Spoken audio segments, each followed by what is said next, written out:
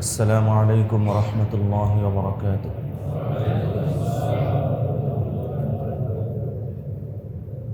الحمد لله كفى وسلام على عباده الذين اصطفى. أما بعد فأعوذ بالله من الشيطان الرجيم. بسم الله الرحمن الرحيم. ومن الأعراب من يتخذ ما ينفق مغرما ويتربص بكم الدوائر عليهم دائرة السوء والله سميع عليم. ومن الأعراب من يؤمن بالله واليوم الآخر ويتخذ ما ينفق قربات عند الله وصلوات الرسول ألا إنها قربة لهم سيدخلهم الله في رحمته إن الله غفور رحيم. وقال سبحانه وتعالى ولا تباشروهن وأنتم عاكفون في المساجد. وعن أبي هريرة رضي الله عنه قال قال رسول الله صلى الله عليه وسلم إذا اتخذ الفيء دولا والأمانة مغنما والزكاة مغرما وتعلم لغير الدين وأطاع الرجل امرأته وعق أمه وأدنى صديقه وأقصى أباه وظهرت الأصوات في المساجد وساد القبيلة فاسقهم وكان زعيم القوم أرذلهم وأكرم الرجل مخافة شره وظهرت القينات والمعازف وشربت الخمور ولعن آخر هذه الأمة أولها فارتقبوا عند ذلك ريحا حمراء وزلزلة وخسفا ومسخا وقذفا وآيات تتابع كنظام قطع سلكه فتتابع أو كما قال النبي صلى الله عليه وسلم. صدق الله العظيم وصدق رسوله النبي الكريم ونحن على ذلك لمن الشاهدين الشاكرين الذاكرين الحمد لله رب العالمين.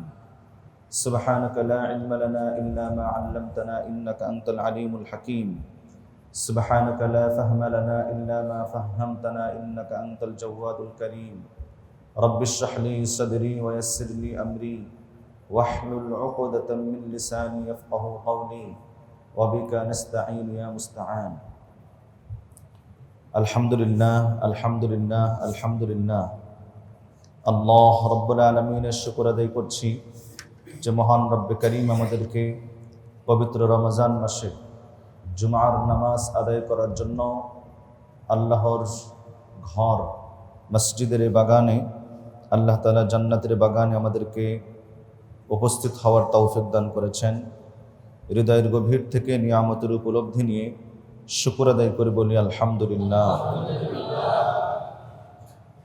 আমি আপনাদের সামনে পবিত্র কালামে হাকিমের সূরাত তাওবার দুটি আয়াতে কারিমা ৯৮ এবং ৯৯ নম্বর দুটি আয়াতে কারিমা তেলাওয়াত করার সৌভাগ্য পেয়েছি। সূরাতুল বাকারার আয়াতে কারিমার ছোট্ট একটি অংশ আপনাদের সামনে পাঠ করার সৌভাগ্য পেয়েছি। তিরমিজি শরীফে বর্ণিত ২২১১ নম্বর হাদিস আপনাদের সামনে পাঠ করার সৌভাগ্য পেয়েছি।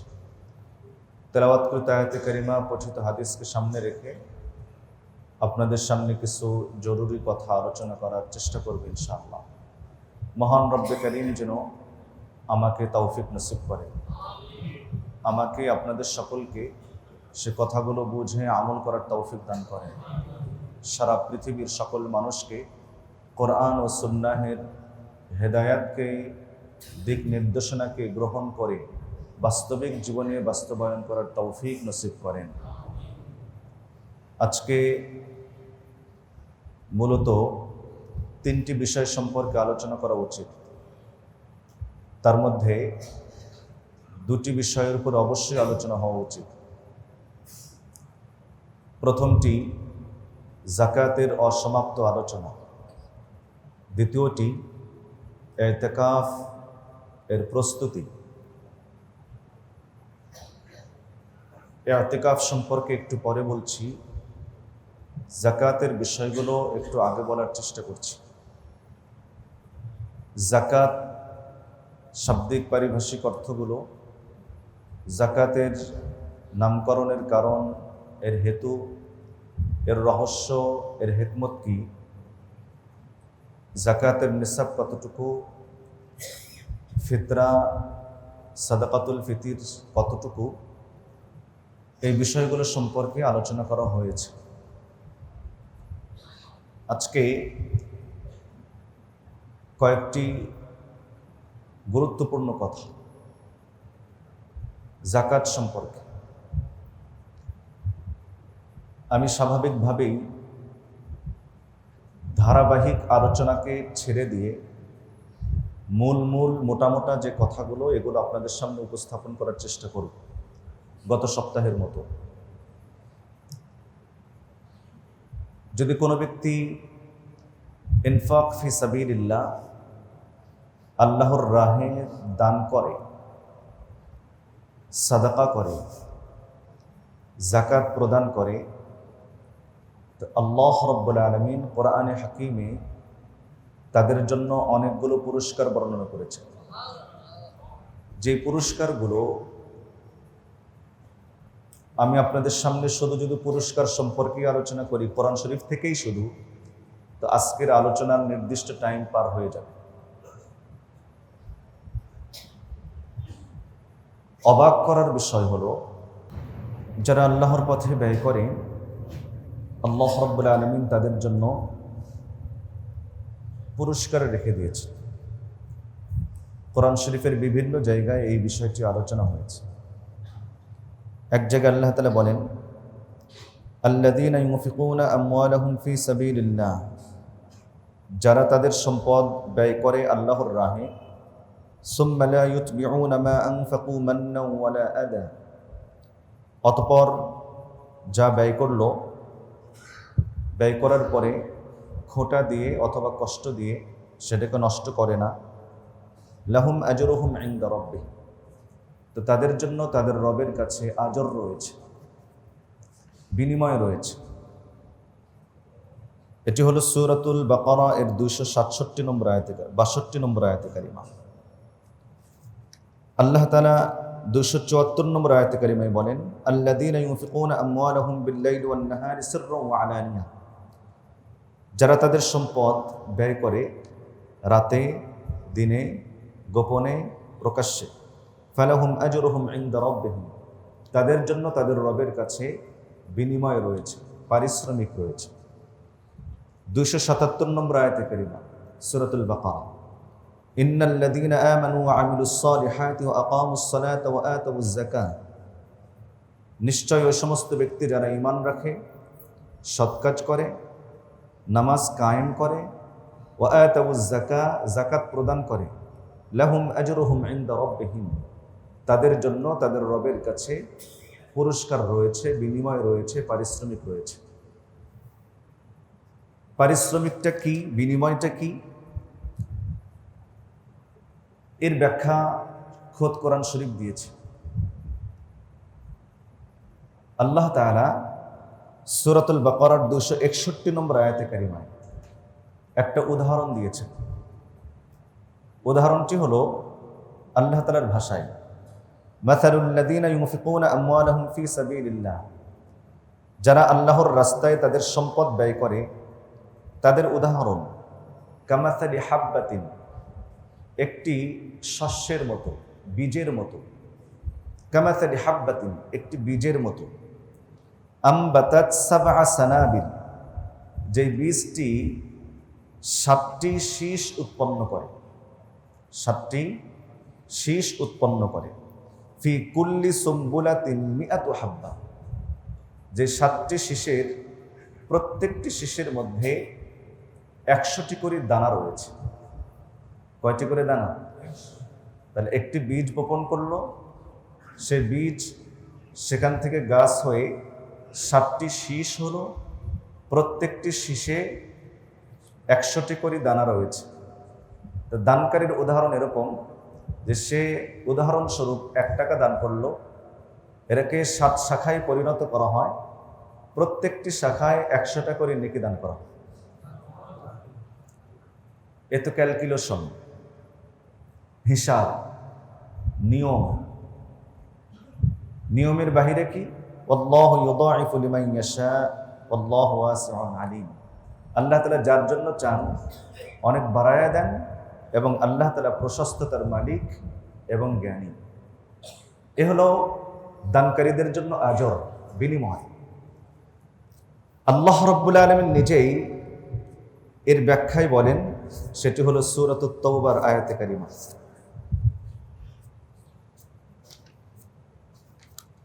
মুনাফিকদের অবস্থা আল্লাহ তাআলা বর্ণনা করেছেন।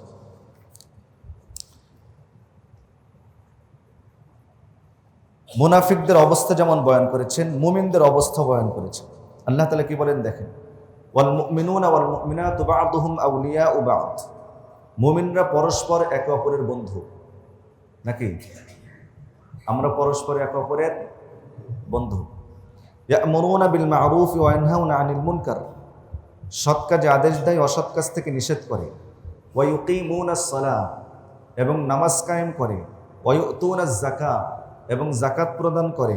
ওয়া ইউতিউনা আল্লাহ ওয়া রাসূলা, আল্লাহ এবং তার রাসূলের আনুগত্য করে। উলাইকা সায়ারহামুহুমুল্লাহ, এরাই এমন ব্যক্তি যে অচিরেই আল্লাহ তাআলা তাদেরকে দয়া করবেন। ইন্নাল্লাহা আজিজুল হাকীম, নিশ্চয় আল্লাহ তাআলা পরাক্রমশালী, প্রজ্ঞাবান।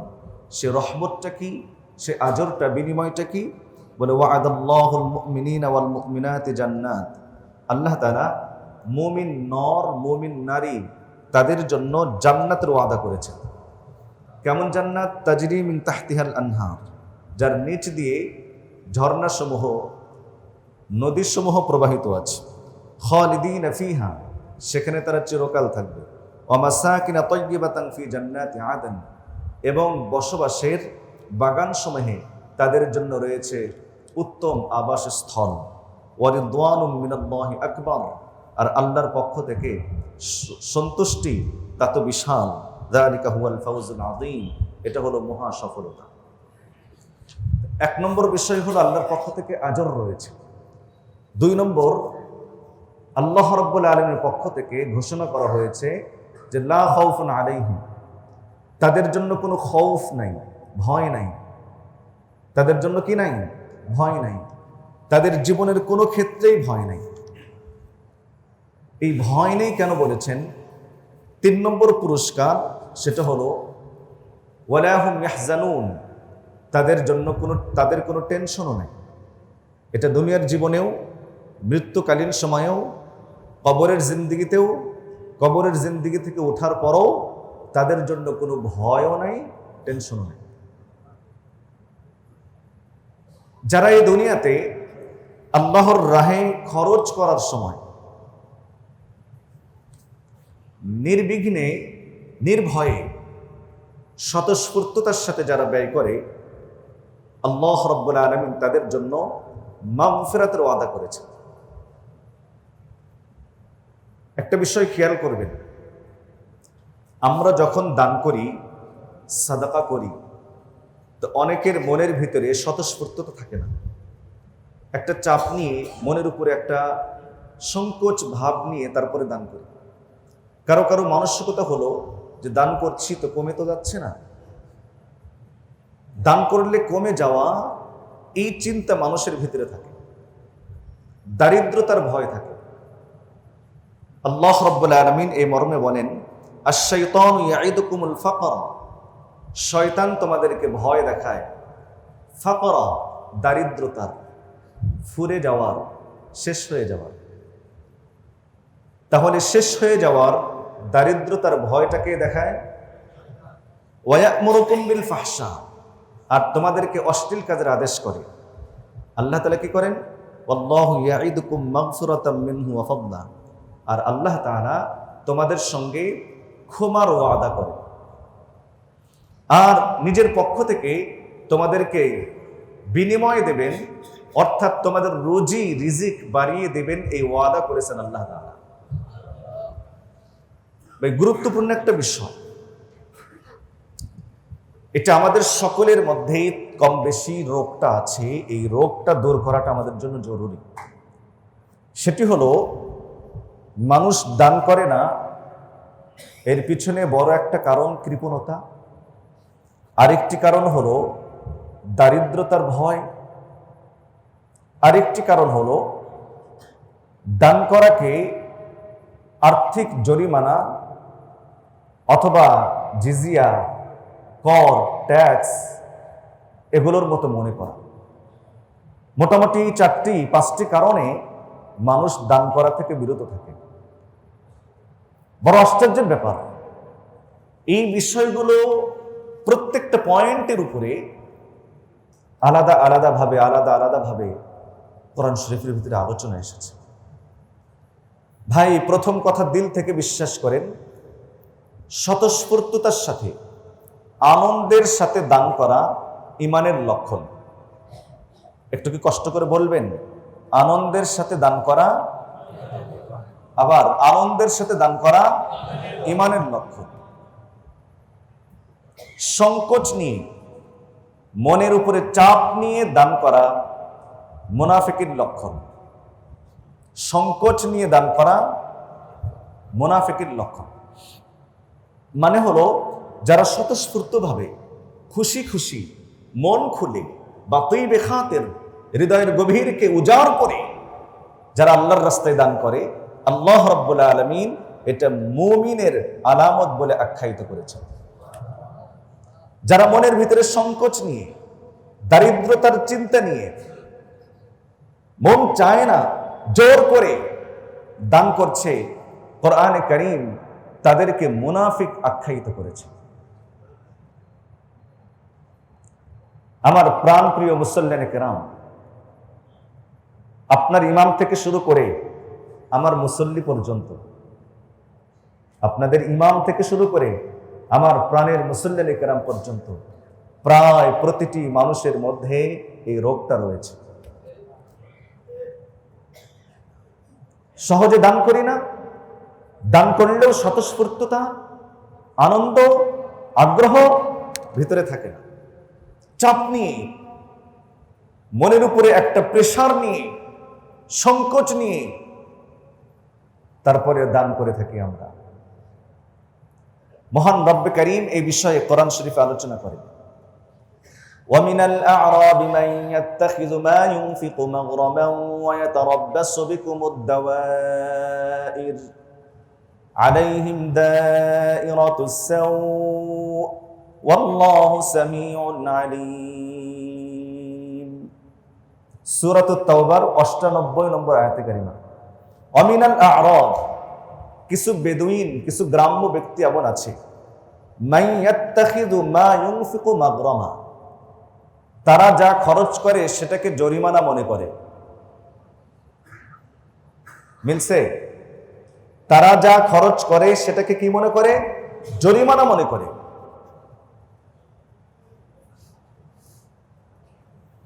মান ইয়াত্তাখিযু মা ইউনফিকু মাগরামা, যা খরচ করে তারা এটাকে জরিমানা মনে করে। এটা হলো মুনাফিকদের লক্ষণ। ২ নম্বর, এর বিপরীতে আল্লাহ রাব্বুল আলামিন মুমিনদের ব্যাপারে বলেন, وَمِنَ الْأَعْرَابِ مَن يُؤْمِنُ بِاللَّهِ وَالْيَوْمِ الْآخِرِ وَيَتَّخِذُ مَا يُنْفِقُ قُرُبَاتٍ عِندَ اللَّهِ وَصَلَوَاتِ الرَّسُولِ। আর কিছু বেদুইন, কিছু গ্রাম্য ব্যক্তি এমন আছে যারা আল্লাহ এবং আখিরাতের প্রতি বিশ্বাস রাখে, আর তারা আল্লাহর রাস্তায় যা খরচ করে এটাকে আল্লাহর নৈকট্যের কারণ মনে করে। ওয়া সালাওয়াতুর রাসূল, আর রাসূলের পক্ষ থেকে দোয়া পাওয়ার কারণ মনে করে। আল্লাহ ঘোষণা দেন, আলা ইন্নাহা কুরবাতুল লাহুম, নিশ্চয় তাদের এই দান, আল্লাহর রাস্তায় এই ব্যয় আল্লাহর পক্ষ থেকে আল্লাহর নৈকট্যের সার্টিফিকেট দিয়ে দেওয়া হবে। সাইয়্যিদুহুমুল্লাহু ফি রাহমাতিহি, আল্লাহ এমন ব্যক্তিকে রহমতের ভিতরে ঢুকাবেন, নিজের অনুগ্রহের ভিতরে প্রবেশ করাবেন। ভাই, একটু অনুরোধ করি, যাদের সামনে একটু ফাঁকা জায়গা আছে পুরো করে বসেন, যাতে করে পরবর্তী মুসল্লিদের বসাটা একটু সহজ হয়। বেশি চাপাচাপি না করে মোটামুটি ভাবে ইনশাল্লাহ বসেন, তাহলে আপনাদের জন্য, পরবর্তী মানুষ যারা আসবে তাদের জন্য সহজ হবে। বাস মনোযোগ আমার দিকে। আমি কি বলছিলাম? বলা হচ্ছিল আনন্দের সাথে দান করা ঈমানের লক্ষণ, মুমিনের আলামত, আর সংকোচের সাথে মনের উপরে চাপ নিয়ে দান করা, এটা হলো মুনাফিকের লক্ষণ। হাদিস শরীফে বর্ণিত আছে, রাসূল পাক সাল্লাল্লাহু আলাইহি ওয়াসাল্লাম ইরশাদ করেন, এক সাহাবী এক আজীব প্রশ্ন করেছেন নবীজির কাছে, বলেন, ইয়া রাসূলুল্লাহ, আমার ভিতরে যে ঈমান আছে এটা আমি কেমনে বুঝবো? কি বলেন ভাই, আমি যে মুমিন, আমি যে ঈমানদার, এটা আমি কেমনে বুঝবো? রাসূল পাক সাল্লাল্লাহু আলাইহি ওয়াসাল্লাম দুটি আলামত বললেন যে ইদা সাররাতকা হাসানাতুকা ওয়া সাআতকা সাইয়্যাতুকা ফাআনতা মুমিন। বলে, যখন তোমাকে ভালো কাজ আনন্দিত করবে আর মন্দ কাজ তোমাকে দুঃখিত করবে, তাহলে বুঝবে তুমি ঈমানদার। ইদা সাররাতকা হাসানাতুকা, যখন তোমাকে তোমার ভালো কাজ আনন্দিত করবে, ওয়া সাআতকা সাইয়্যাতুকা, আর তোমার মন্দ কাজ, তোমার গুনাহ তোমাকে দুঃখিত করবে, ভারাক্রান্ত করবে, ফাআনতা মুমিন, তাহলে বুঝবে তুমি ঈমানদার। দান উত্তম একটি নেক আমল। যদি কোনো ব্যক্তি দান করার মাধ্যমে অন্তরে প্রশান্তি, প্রফুল্লতা, আনন্দ, খুশি, উৎফুল্লতা যদি অনুভব করে, তাহলে বুঝবেন আপনি মুমিন। আর মুনাফিকরা, তারা প্রথমত সহজে দানই করতে চায় না, 2 নম্বর যদি দান করেও মনের উপরে চাপ নিয়ে দান করে।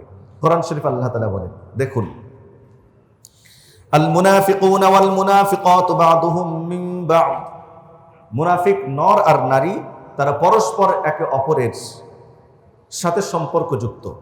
ইয়া'মুরুনা বিল মুনকারি ওয়া ইয়ানহাউনা আনিল মা'রুফ, তারা পাপের কাজে আদেশ করে, নেক কাজ থেকে মানুষকে বাধা দেয় না। পাপের কাজে কি করে? আদেশ করে, সুযোগ তৈরি করে দেয়, আর ভালো কাজে বাধা দেয়। গুনাহের কাজ হবে, আপনার সহযোগিতা থাকবে, তাদের জন্য সেফটি থাকবে।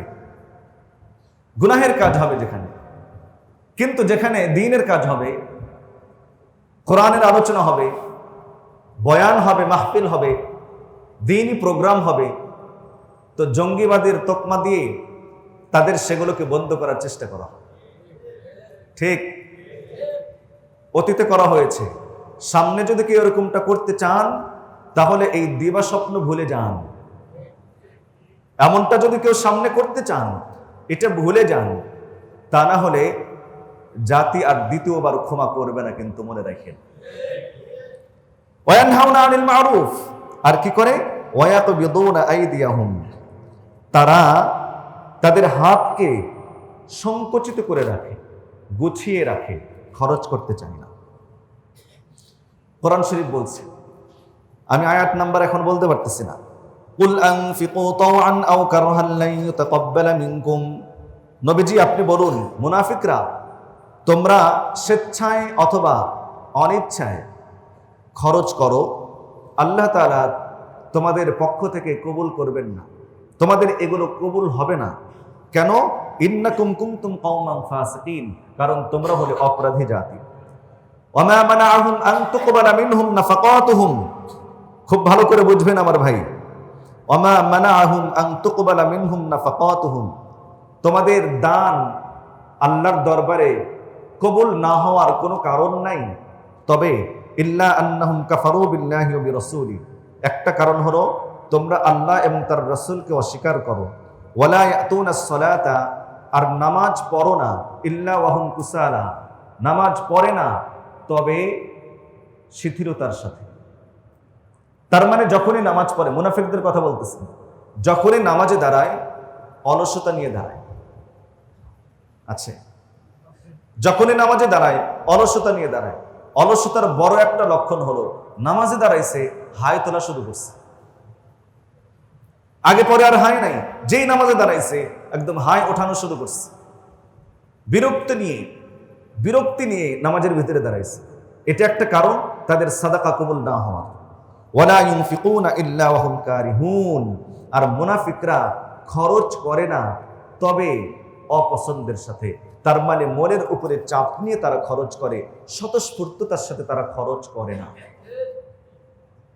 তাহলে স্বতঃস্ফূর্তভাবে খুশি খুশি আল্লাহর রাস্তায় খরচ করা ঈমানের লক্ষণ, আর মনে চাপ নিয়ে সংকোচ নিয়ে খরচ করা কার লক্ষণ? আমি বলছি না কোরআন বলছে? আল্লাহর কালাম, আল্লাহ তাআলা বলছে। আমাদের মধ্যে বেশিরভাগ মানুষের অবস্থা হলো এই যে আমাদের এই কাজগুলো মুনাফিকদের কাজের সাথে মিলে যায়। সম্মানিত হাজিরিন, যাকাত এটাকে যদি কেউ জরিমানা মনে করে, জিজিয়া মনে করে, কর মনে করে, তাহলে এটা মুনাফিক হওয়ার লক্ষণ। আপনাদের সামনে একটা গল্প বলি, গল্প কোরআনে কারীমের ভিতরে আল্লাহ তাআলা এই গল্প আলোচনা করেছে। হযরত আবু উমামা বাহিলী রাদিয়াল্লাহু তাআলা আনহু থেকে অনেক মুহাদ্দিসিনে কেরাম এই ঘটনাটি উল্লেখ করেছেন। নবীজির যুগে এক ব্যক্তি ছিলেন, তার নাম হলো সাআলাবা, বাবার নাম হাতিব। সাআলাবা একদিন নবীজির কাছে এসে বলেন, এই ঘটনাটা আমাদের জীবনের প্রত্যেকের পরতে পরতে মিল আছে। সাআলাবা এসে বলেন, ইয়া রাসূলুল্লাহ, আপনি আমার জন্য দোয়া করুন, আল্লাহ রাব্বুল আলামিন আর পিছে পিছে ঘুরতে থাকতো। মদিনার পাহাড়গুলো স্বর্ণের পাহাড়ে পরিণত হয়ে আমার পিছ পিছ ঘুরতে থাকতো, কিন্তু আমার ধনাঢ্যতার জিন্দেগি পছন্দনীয় নয়, আমার তো দারিদ্রতার মিসকিনের জিন্দেগি আমার তো পছন্দ। আল্লাহুম্মা আহদিনি মিসকিনান ওয়া আমিতনি মিসকিনান ওয়াহশুরনি ফি জামরাতিল মাসাকিন। আল্লাহ, আপনি আমাকে মিসকিন হিসেবে দুনিয়াতে বাঁচায় রাখেন, মিসকিন হিসেবে মওত দান করেন, আর ময়দানে মাহশারে মিসকিনদের কাতারে আমাকে শামিল করেন। এ তো নবীজির দোয়া। নবীজি সাহাবাকে বললেন, আমার এই তরিকা, আমার এই আদর্শ তোমার পছন্দ নয়? নবীজির প্রশ্ন শুনে সাহাবা চলে গেল। পরদিন আবার এসেছে, রাসূলুল্লাহ সাল্লাল্লাহু আলাইহি সাল্লামকে একই আবেদন করলেন নবীজির কাছে। বললেন, ইয়া রাসূলুল্লাহ, আপনি দোয়া করেন আমি যেন ধনী হই, আল্লাহ যেন আমাকে ধনাঢ্যতা দান করেন। আমি ওয়াদা দিচ্ছি, কথা দিচ্ছি যে আল্লাহ তাআলা যদি আমাকে সম্পদ দান করেন তাহলে আল্লাহর রাস্তায় আমি ব্যয় করব। কে বলে? সাহাবা। আমাদের মধ্যে মানসিকতা আছে, যদি আমার এত সম্পদ হয় তাহলে আমি আল্লাহর রাস্তায় দুই হাত খুলে খরচ করব। এটা এক দৃষ্টিকোণ থেকে পছন্দনীয়, প্রিয় আমল, যদি সেটা অন্তরের পরিচ্ছন্নতার সাথে যদি হয়। আর যদি এমন হয় যে আল্লাহর কাছ থেকে চেয়ে নিচ্ছে কিন্তু সলসাতুরি করতেছে, তাই না? আমরা গ্রামের লোকদেরকে অনেক সময় উপহাস করতে শুনতাম, যদিও এটা কুফুরের বিষয়। সেটা হলো, ভাই জায়গা না থাকলে আর ভিতরে না ঢুকি, আপনারা আগে আসতেন, জায়গা না থাকলে আর ডিস্টার্ব না করি। জি, দোতলাতে চলে যাই, তিনতলাতে চলে যাই, পর্যাপ্ত জায়গায় রয়েছে। ভাই আমরা গ্রাম অঞ্চলের মানুষদের কাছে অনেক সময় উপহাসমূলক কথা শুনতাম, যদিও এটা কুফুরি কালাম। সেটা হলো, মানুষ বলতো যে আল্লাহ আমারে 2 মণ সোনা দাও, 2 মণ সোনা দাও, 1 মণ সোনা তোমার রাস্তায় দান করব, আর 1 মণ সোনা আমি নেব। যদি তোমার বিশ্বাস না হয়, তোমার 1 মণ তুমি নিয়ে বাকি 1 মণ আমারে দাও।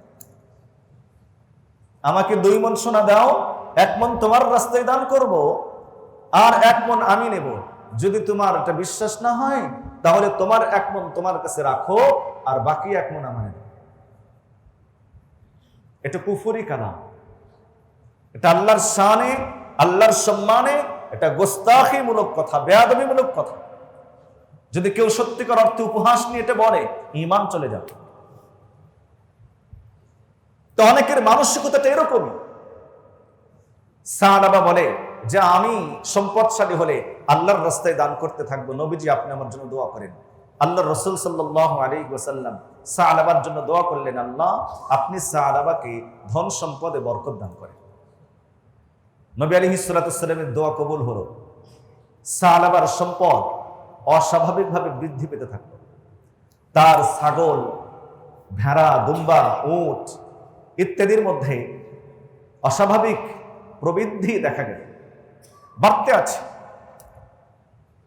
যখন তার এই পশুগুলো বাড়তে থাকলো, মদিনার শহরের ভিতরে তার জায়গা হলো না, মূল শহর থেকে একটু ফাঁকে চলে গেল, আবাসিক এলাকা ছেড়ে আপনার মরুভূমির দিকে আগায় গেল। এতটুকু দূরে গেল, সেখান থেকে 5 ওয়াক্ত নামাজ মসজিদে নববীতে এসে আদায় করতে পারতো না। বাকি 2 ওয়াক্ত নামাজ নবীজির পিছনে পড়তো, জোহর এবং আসর। ভাই, ধনী ভাই, দোকানদার ভাইয়েরা আমার, দেখেন তো আপনাদের জীবনের আমলের সাথে মিল আছে কিনা দেখেন। অন্য সময় 5 ওয়াক্ত নামাজ মসজিদে এসে আদায় করে, রমজান মাসের সিজনে তখন আর মসজিদে এসে নামাজ আদায় করার সুযোগ হয় না। দোকানের ভিতরেই যায় নামাজ বিছায়া কোন রকম খালি ডিপগুলো মেরা তারপরে নামাজ শেষ করে। আছে না নাই? বলুন, দোকানের ভিতরে সামনে সিসি ক্যামেরা, ডানে বামে পিছনে কাস্টমার, দোকানের মাল আসবাবপত্র দৃশ্যগুলো আপনার চোখের সামনে, এই অবস্থায় নামাজে দাঁড়াইছে কেবলার সামনে না দোকান সামনে? কথা বলেন না যে কেবলার সামনে, কাবার সামনে না দোকান সামনে? সম্পদটাকে এমন ব্যস্ত করে রেখেছে, মসজিদ আসার সুযোগ হারিয়ে ফেলেছে, তাওফিক হারিয়ে ফেলেছে। এরকম আমার প্রিয় ভাই, একজন দুইজন না, একজন দুইজন না, এরকম শত শত দোকানদার আছে যারা তাদের দোকানদারির ব্যস্ততার কারণে মসজিদে এসে জামাতের সাথে নামাজ আদায় করার রহমত থেকে, বরকত থেকে, নেকি থেকে চূড়ান্ত পর্যায়ে বঞ্চিত। সালাবা মদিনার শহরের বাহিরে চলে গেল, জোহর আসর শুধু মসজিদ নববীতে এসে পড়ে। ওই জায়গাও তার জন্য সংকুলন হলো না, এত সম্পদ বেড়ে গেছে, মেষ, দুম্বা, ভেড়া বেড়ে গেছে। আরো দূরে চলে গেল, বড় জায়গা নিয়ে, সেখান থেকে আর 5 ওয়াক্ত নামাজে মসজিদে নববীতে আসতে পারতো না। 7 দিন পর শুধুমাত্র জুমার নামাজে মসজিদে এসে নবীজির সঙ্গে শরীক হতো। মুহতারাম হাজিরিন, কসম করে বলছি, কসম, মসজিদে এসে ইমামের সাথে জামাতে 1 রাকাতের নামাজের একটা রুকু আর একটা সাজদা সারা পৃথিবীর রাজত্ব, সম্পদ, প্রভাব, প্রতাপের চেয়ে অনেক গুণ বেশি দামি।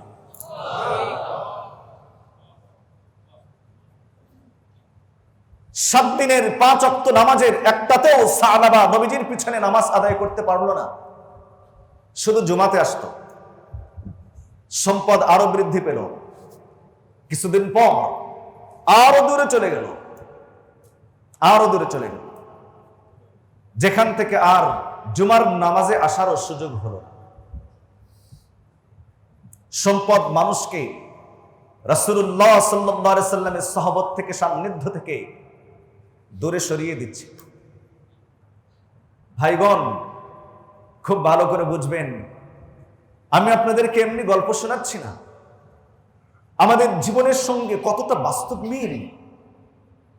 সম্পদ নবীজির থেকে ব্যক্তিকে যেমন সরিয়ে দিলেন, বর্তমান যুগেও সম্পদশালীদেরকে ওলামায়ে কেরামের কাছ থেকে দূরে সরায় দেয়।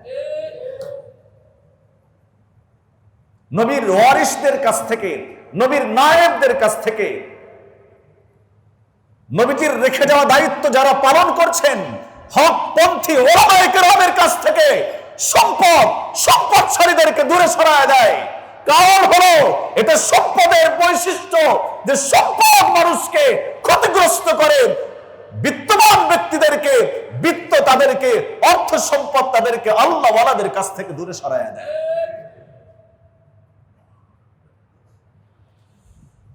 নবী পাক সাল্লাল্লাহু আলাইহি ওয়াসাল্লাম কিছুদিন পরে সাহাবায়ে কেরামকে বললেন, সাহাবাকে তো দেখি না, কোথায়? এজন্য একজন ইমাম, একজন খতিবের দায়িত্ব হলো তার মুসল্লিদের খোঁজ খবর রাখা। কে নামাজে আসছেন, কে আসছেন না, কেন আসছেন না, কেন, কি কারণ, এটা একজন ইমামের দায়িত্ব, খতিবের দায়িত্ব খোঁজ খবর রাখা, যে ক্ষেত্রে আমি চূড়ান্ত পর্যায়ের ব্যর্থ। আল্লাহ যেন আমাকে তৌফিক দান করেন। আমিনও বলবেন না? না কইলেন। রাসূল পাক সাল্লাল্লাহু আলাইহি ওয়াসাল্লাম বলেন, সাহাবা কোথায়? সাহাবা, সাহাবা ইকরাম বললেন, ইয়া রাসূলুল্লাহ, সাহাবার এই ঘটনা। এখন তো ইদানিং কালে আর তাকে দেখা যায় না। সরকারে দো আলম সাল্লাল্লাহু আলাইহি ওয়াসাল্লাম বললেন, তিনটি শব্দ বললেন, ইয়া ওয়াইহা সালাবা, ইয়া ওয়াইহা সালাবা, ইয়া ওয়াইহা সালাবা। আফসোস সালাবার জন্য, আফসোস সালাবার জন্য, আফসোস সালাবার জন্য। কারণ তার সম্পদ তাকে মসজিদের নববীর বরকত থেকে, দরবারের রিসালাতের বরকত থেকে তাকে মাহরুম করেছে। ইয়া ওয়াইহা সালাবা, সালাবার জন্য আফসোস, দুর্ভোগ। ইতিমধ্যে যাকাত উসুল সম্পর্কীয় কোরআনের আয়াত নাযিল হলো, সূরা তাওবার আয়াত, খুদ মিন আমওয়ালিহিম, নবীজি আপনি ধনীদের সম্পদ থেকে, আপনি ধনীদের সম্পদ থেকে যাকাত গ্রহণ করুন, সাদাকা গ্রহণ করুন। রাসূল করিম সাল্লাল্লাহু আলাইহি ওয়াসাল্লাম যাকাতের কিছু মূলনীতি লিখিয়ে দুইজন প্রতিনিধিকে প্রেরণ করলেন যে সাহাবার কাছে যাও, যাকাতের কথা শোনাও, যাকাত উসুল করে আনো, এবং বনু সুলাইম ব্যক্তির কাছেও যাও। এই গোত্রের এক লোকের নাম বলে দিয়েছেন, সেখানেও যায়।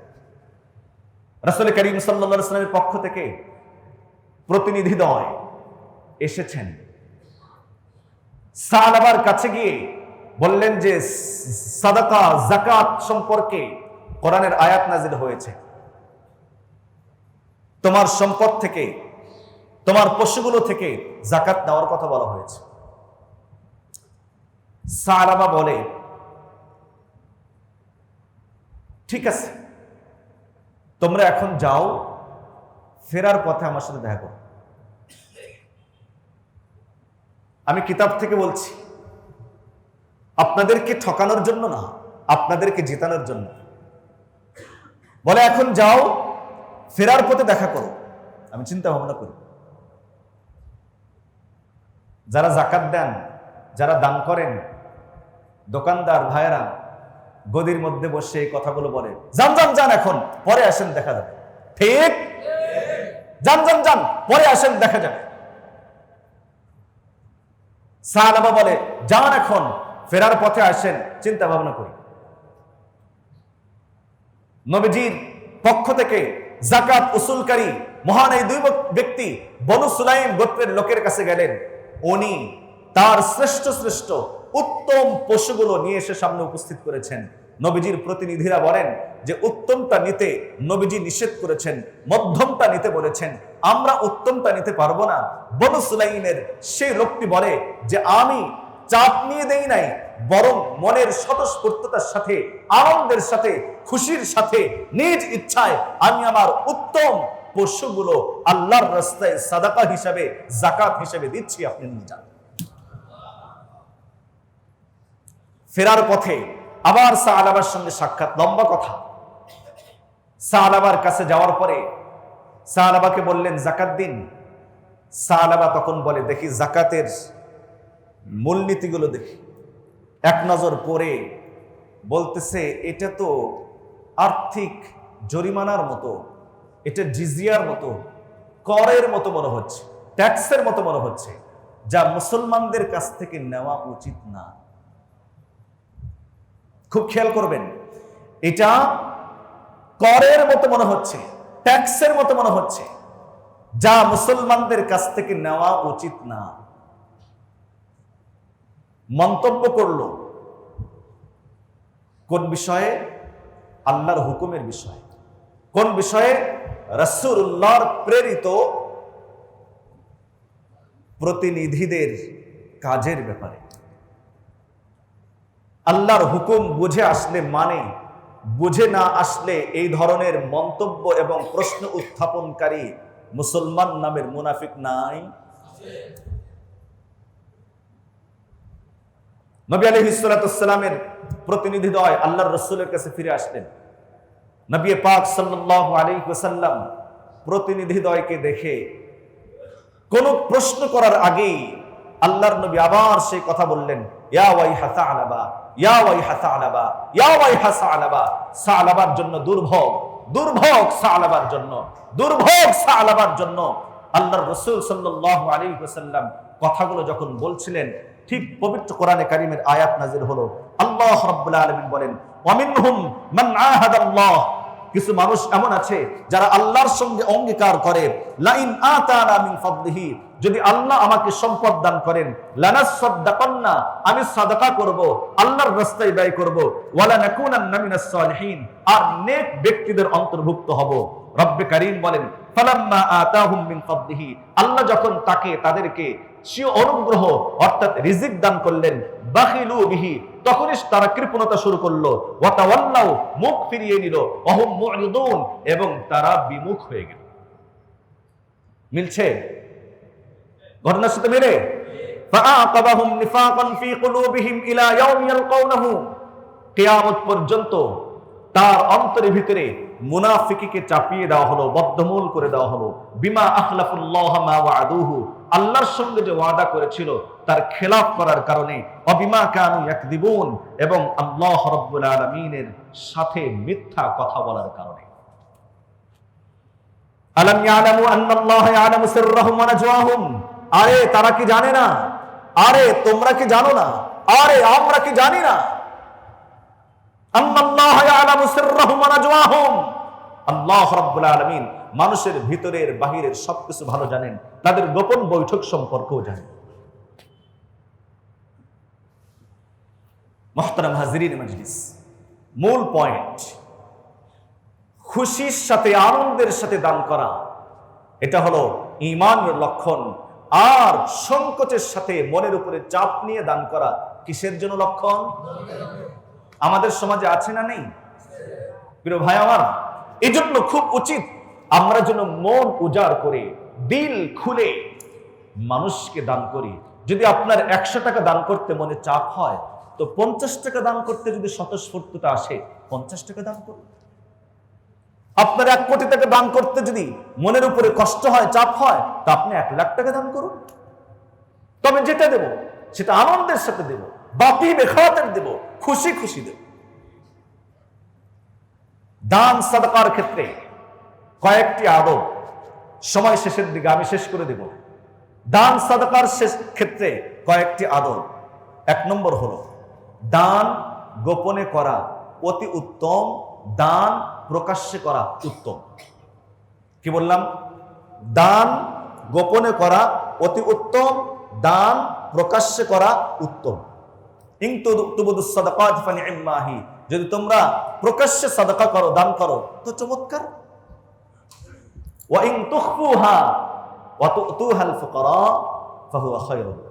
আর যদি গোপনে দান করো, দরিদ্রদেরকে প্রদান করো, এটা তোমাদের জন্য অনেক উত্তম। এজন্য যেখানে প্রকাশ্যে দান করলে অন্যরা উৎসাহিত হবে, সেখানে প্রকাশ্যে দান করাটা ভালো। আর যেখানে গোপনে দান করলে ইখলাস বেশি থাকবে, তো সেখানে গোপনে দান করা। কাদেরকে দিবেন?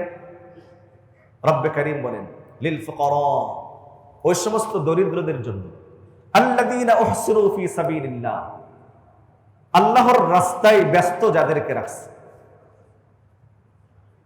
যারা দ্বীনের কাজ করতে, আল্লাহর কাজ করতে গিয়ে আটকে গেছে। তার মানে হলো তারা খরচ কিভাবে ইনকাম করবে, তাদের পথ সেটা খোলা নাই। তা আল্লাহ রাব্বুল আলামিন বলেন, তাদেরকে তোমরা দাও।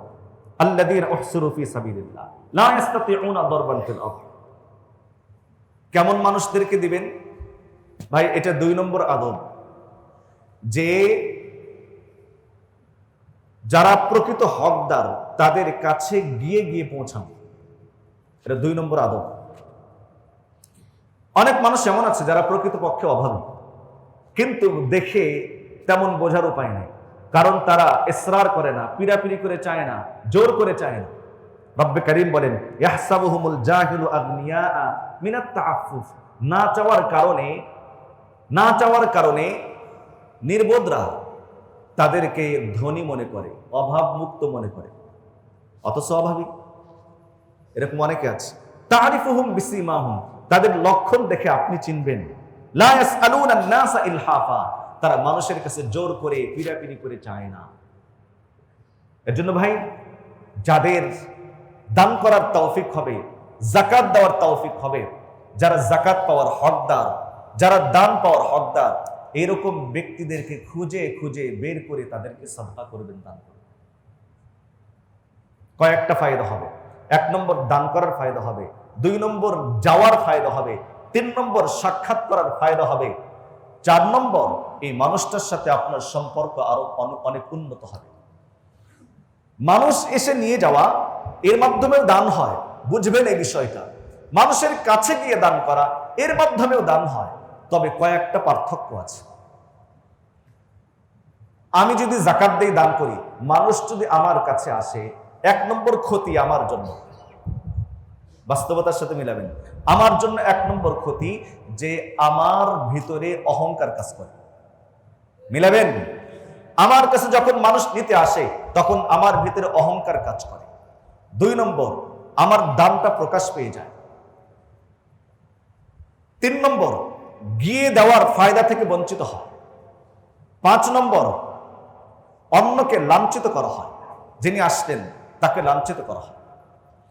গিয়ে দেওয়ার মধ্যে কয়েকটা ফায়দা, নিজের ভিতরের অহংকার দূর হয়, যাওয়ার ফায়দা হয়, ওই লোকটার প্রতি সম্মান এবং শ্রদ্ধা জ্ঞাপন করা হয়, তার সাথে মহব্বত এবং ভালোবাসা বৃদ্ধি পায়।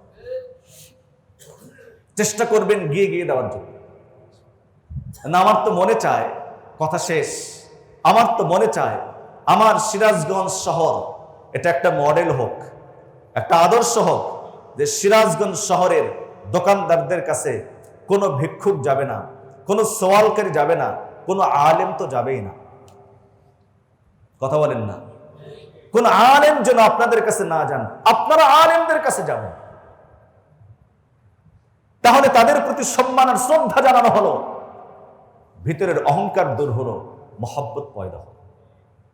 আলহামদুলিল্লাহ, আল্লাহ তাআলার মেহেরবানি, আপনাদের অনেক মানুষ আমার কাছে বিভিন্ন আমানত রাখেন। বাস্তবতা বলছি, আমি চেষ্টা করি পাই টু পাই, লেখে লেখে সে আমানতগুলো যথাস্থানে পৌঁছানোর জন্য, কিন্তু আলহামদুলিল্লাহ কোন ব্যক্তির কাছে আমার যাওয়ার প্রয়োজন হয় না। যার কাছে গিয়ে নিতে হবে আমি তার থেকে দূরত্ব বজায় রাখি। যারা এসে দেবেন তাদেরকে মাথায় রাখি, কারণ হলো তারা তাদের নেকির কাজটা এসে পরিপূর্ণ করেছে, এজন্য তাদের ডাবল নেকি। মুহতারাম হাজিরিন মাজলিস, মানুষকে খুঁজে খুঁজে দিবেন। এমন অনেক ফ্যামিলির সম্পর্কে আমার জানা আছে যাদের এই রমজান মাসে পানি ছাড়া ইফতারি তার কিছু মেলে না। এমন অনেক ফ্যামিলি আছে যাদের ভর্তা ভাত ছাড়া সাহারিতে কপালে কিছু জোটে না। খোঁজেন, বের করেন, তাদেরকে খুঁজে খুঁজে বের করে তাদের কাছে দেন। আল্লাহ রাব্বুল আলামিন যেন তৌফিক দান করেন।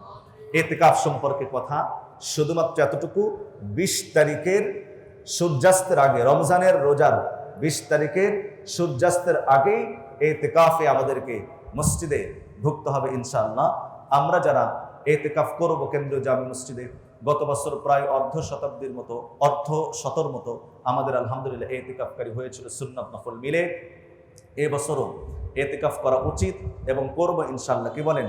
নবী আলাইহিস সালাতু ওয়াস সালাম জীবনে কোনোদিন ইতিকাফ ছাড়েন নাই। 1 বছর শুধুমাত্র সফরের কারণে নবীজি ইতিকাফ করতে পারেন নাই। পরের বছরে নবী আলাইহিস সালাতু ওয়াস সালাম 10 দিনের জায়গায় 20 দিন ইতিকাফ করেছেন। তার মানে নবীজি ছাড়েন নাই জীবনে একবারও, আমরা করি নাই জীবনে একবার। এই কথাটা আমি প্রায় বলি, নবীজি জীবনে একবারও ছাড়েন নাই, আর আমরা জীবনে একবারও করি নাই। ভাই, জীবনে একবার হলেও ইতিকাফ করব। কার কার নিয়ত আছে এই সুন্নাত আদায় করবে ইনশাআল্লাহ? একবার হলেও আল্লাহর ঘরে পড়ে থাকবে ইনশাআল্লাহ। আল্লাহ সকলকে তৌফিক দান করুন। এই বছর যারা কেন্দ্রীয় জামে মসজিদে ইতিকাফ করতে চান তারা আমাদের কাছে আগামী 3-4-5 দিনের মধ্যে ইনশাআল্লাহ, কি হয়েছে, আগামী 3-4-5 দিনের মধ্যে ইতিকাফকারীরা আমাদের কাছে নাম লেখাবেন ইনশাআল্লাহ। আমরা আপনাদের জন্য সুব্যবস্থা রাখার চেষ্টা করব। মহান রব্বে কারীম আমাদের সকলকে কথাগুলো বোঝার, আমল করার তৌফিক নসিব করেন। যারা সুন্নাত করি নাই শুধু 4 রাকাত সুন্নাত আদায় করেন।